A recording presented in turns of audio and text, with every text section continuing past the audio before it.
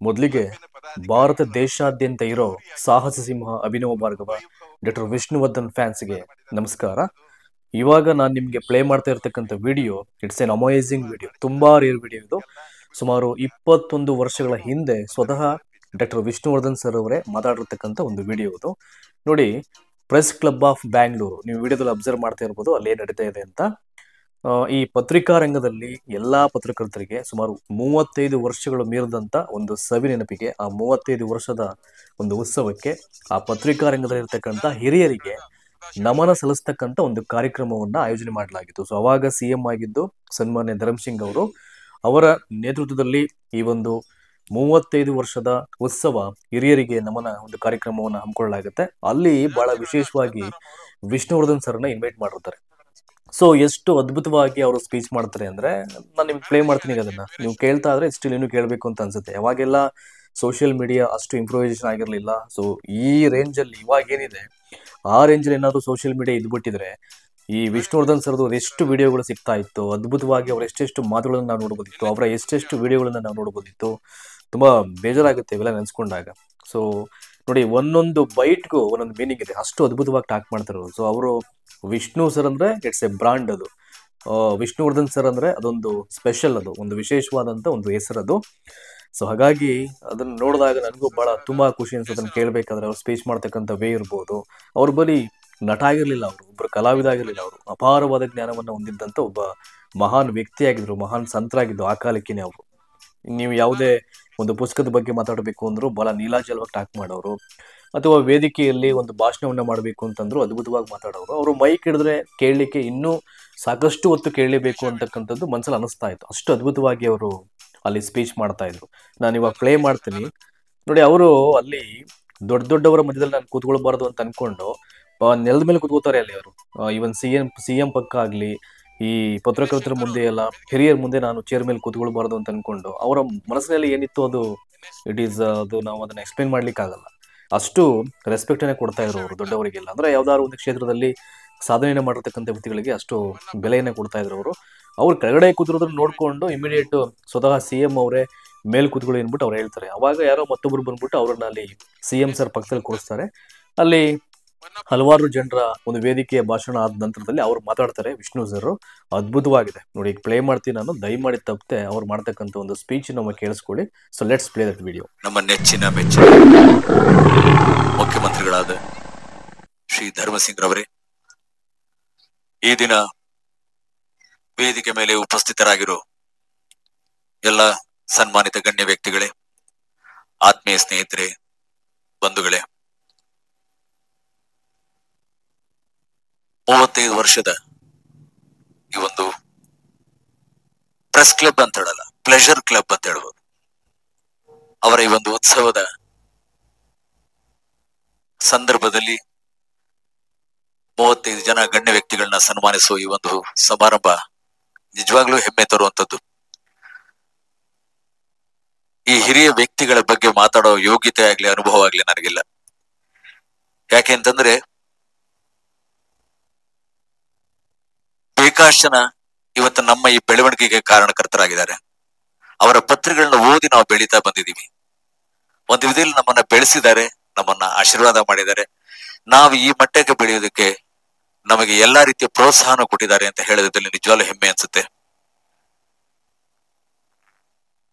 ಶೆಣೈ ಅವರು ನೆನ್ನೆ ಈ ಕಾರ್ಯಕ್ರಮದ ಇನ್ವಿಟೇಷನ್ ಕೊಟ್ಟಾಗ ಹಿರಿಯರಿಗೆ ನಮನ ಅನ್ನುವಂತ ಒಂದು ಆ ಟೈಟಲ್ ನೋಡಿದೆ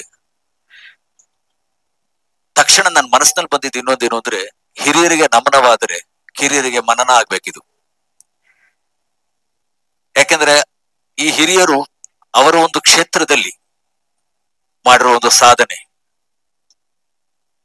ಅವರು ಆಗಿನ ಕಾಲದಿಂದ ನಡ್ಕೊಂಡ್ ಬಂದ ರೀತಿ, ಆ ಒಂದು ಮಾರ್ಗದರ್ಶನ ಆಗ್ಬೋದು, ಸಾಧನೆ ಆಗ್ಬೋದು, ಇದೆಲ್ಲ ಇವತ್ತಿನ ನಮ್ಮ ಈ ಕಿರಿಯರು ಏನಿದ್ದಾರೆ ಅವ್ರಿಗೆ ದಾರಿದೀಪವಾಗಬೇಕು, ಮಾರ್ಗದರ್ಶನ ಸಿಗಬೇಕು, ಅವರ ಆಶೀರ್ವಾದ ಸಿಗಬೇಕು.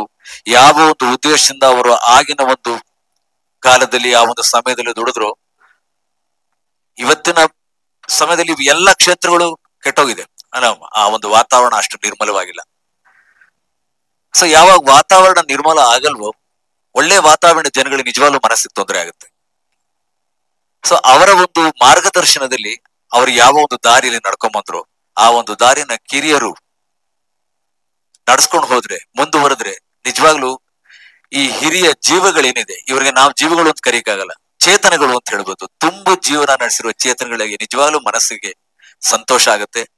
ಅವರು ಮಾಡಿರೋ ಒಂದು ಶ್ರಮಕ್ಕಾಗ್ಲಿ, ಅವರ ಪಟ್ಟ ಆ ಒಂದು ಸಾಧನೆಗೋಸ್ಕರ ಪಟ್ಟ ಪ್ರತಿಯೊಂದು ಕೂಡ ಮಾರ್ಗದರ್ಶನವಾಗಿ ಇವರು ಅದನ್ನ ನಡ್ಸ್ಕೊಂಡು ಮುಂದುವರ್ಸ್ಕೊಂಡು ಹೋದ್ರೆ, ಆ ಯಾವ ಒಂದು ವಾತಾವರಣದಲ್ಲಿ ಅವರು ದುಡಿದ್ರು, ಯಾವ ವಾತಾವರಣದಲ್ಲಿ ತಮ್ಮನ್ನೇ ತಾವು ತೊಡಸ್ಕೊಂಡ್ರು, ಅದು ಪರಂಪರೆಯಾಗಿ ಮುಂದುವರಿಯುವಂತ ಆಗ್ಲಿ ಅಂತ ನಾನು ಒಂದು ಸಂದರ್ಭದಲ್ಲಿ ಹಾರೈಸ್ತೀನಿ.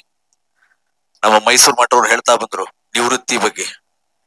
ನಿವೃತ್ತಿ ಅನ್ನೋದು ಕೆಲವ್ರಿಗೆ ಏನಾಗುತ್ತೆ ಅಂದ್ರೆ, ವಾತಾವರಣದಲ್ಲಿ ಒಂದು ವಯಸ್ಸಿನ ತನಕ ಅದು ನನ್ನ ವೃತ್ತಿ ಅಂತ ಆಗತ್ತೆ. ಆ ವಯಸ್ಸಾದ್ಮೇಲೆ ಮೇಲ್ಗಡೆ ನೋಡಿ ನಿನ್ನ ವೃತ್ತಿ ಅಂತ ಹೇಳ್ಬೋದು, ಅದೇ ನಿವೃತ್ತಿ ಅಂತ ಕಾಣಿಸುತ್ತೆ. ಯಾಕೆಂದ್ರೆ ಹೊರಗಡೆ ದೃಷ್ಟಿ ಆಗ್ಲಿ, ನಾದ ಆಗ್ಲಿ, ಪ್ರತಿಯೊಂದನ್ನು ಮರೆತು ನೀವು ಒಳಗಡೆ ನೋಡು ಅಂತ ಹೇಳ್ದಾನಂತೆ ಭಗವಂತ. ಒಳ ದೃಷ್ಟಿ ನೋಡು, ಒಳಗಡೆ ಇರೋ ನಾದ ಕೇಳು, ಅಲ್ಲಿ ಇದು ನಿಜವಾದ ಸಂತೋಷ, ತೃಪ್ತಿ, ಆ ಒಂದು ಆನಂದ ಇರೋದು ಅಲ್ಲಿ. ಅದು ಸಿಗೋದಕ್ಕೆ ಅವಕಾಶ ಮಾಡಿಕೊಟ್ಟಾಗ ಬೇಕಾಶನಕ್ಕೆ ಅದನ್ನು ಅನುಭವಿಸುವಂತ ಅವಕಾಶ ಸಿಗುತ್ತೆ. ಸೊ ಆ ಒಂದು ಅನುಭವ, ಅವಕಾಶ ಕೆಲವು ವೃತ್ತಿಯವರು ನಿಜವಾಗ್ಲೂ ಸಿಗುತ್ತೆ. ಯಾಕಂದ್ರೆ ನಮ್ಮ ಈ ಪತ್ರಕರ್ತ ವೃತ್ತಿಲಿರೋರು ನಿಜವಾಗ್ಲೂ ಅದನ್ನೆಲ್ಲ ಅನುಭವಿಸಿರ್ತಾರೆ. ಸರಸ್ವತಿ ಒಲ್ದಿರೋದ್ರಿಂದ ಅವ್ರು ಬೆಳ್ಕೊಂಡ್ ಬಂದಿರೋ ದಾರಿನಲ್ಲಿ ಸರಸ್ವತಿ ಅವ್ರ ಜೊತೆನೇ ಇರೋದ್ರಿಂದ ಅವ್ರಿಗೆ ಹೆಚ್ಚಿನ ರೀತಿಯಲ್ಲಿ ಆ ಒಂದು ಅನುಕೂಲ ಸಿಗುತ್ತೆ. ನಾವು ಕಲಾವಿದರಿಗಾಗ್ಬೋದು ಅಥವಾ ಬೇರೆಯವ್ರಿಗಾಗ್ಬೋದು ಅವ್ರು ಸಿಗದೆ ಇರ್ಬೋದು. ಕಲಾವಿದ್ರು ಏನು ಅಂತಂದ್ರೆ ಸ್ಫೂರ್ತಿಗೋಸ್ಕರ, ವಯಸ್ಸು ಅವ್ರಿಗೂ ಗೊತ್ತು, ಯಾಕಂದ್ರೆ ನಾವು ಪಡೋ ಕಷ್ಟದಲ್ಲಿ ನಮ್ಗೆ ಗೊತ್ತಾಗುತ್ತೆ, ನಮ್ಗೆ ಅದ್ರ ಒಂದು ಕಾಳಜಿ ಇರುತ್ತೆ. ಆದ್ರೆ ಯಾವ್ದೋ ಒಂದು ಪಾತ್ರದ ಬಗ್ಗೆ ಯಾರೋ ಸೃಷ್ಟಿ ಮಾಡಿ ಸ್ಫೂರ್ತಿ ತುಂಬಿದಾಗ ಆ ಪಾತ್ರ ಅವ್ರನ್ನ ನಡ್ಸ್ಕೊಂಡು ಹೋಗುತ್ತೆ, ಆ ಪಾತ್ರ ಅವ್ರನ್ನ ಕುಣಿಸುತ್ತೆ, ಆ ಪಾತ್ರ ಅವ್ರ ಹತ್ರ ಮಾಡಿಸುತ್ತೆ. ಬರೀ ಆ ಒಂದು ಸ್ಫೂರ್ತಿ ಅಷ್ಟೇ. ಯಾಕಂದ್ರೆ ಎಲ್ರ ಹಾಗೆ ನಾವು ವ್ಯಕ್ತಿಗಳೇ, ನಮ್ಗೆ ಮಾನಸಿಕವಾಗಿ ದೈಹಿಕವಾಗಿ ತೊಡಸ್ಕೊಳ್ಳೋದು ಬೇರೆ ವ್ಯಕ್ತಿಗಿಂತ ಜಾಸ್ತಿ.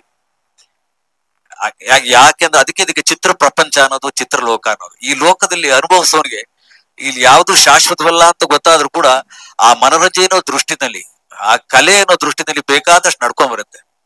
ಅದ ರಾತ್ರಿ ಅವ್ರ ಮನೆಗಳಿಗೆ ಹೋದಾಗ ಅವ್ರಿಗೆ ಗೊತ್ತು ಏನೇನ್ ಕಷ್ಟ ಅನುಭವಿಸ್ತಾರೆ, ಇನ್ನೊಂದ್ ಮಾಡ್ತಾರೆ, ಮತ್ತೊಂದ್ ಮಾಡ್ತಾರೆ ಅಂತ ಅವ್ರಿಗೆ ಗೊತ್ತಿರುತ್ತೆ. ಇದು ಬೇಕಾಷ್ಟು ನನಗೆ ಗೊತ್ತಾಗಲ್ಲ. ಅವ್ರವ್ರ ವೃತ್ತಿ ಕಷ್ಟ, ಅವ್ರವ್ರ ವೃತ್ತಿ ಇರೋ ನೋವು ನಲಿವು ಎಲ್ಲ ಅವ್ರವ್ರಿಗೆ ಗೊತ್ತು.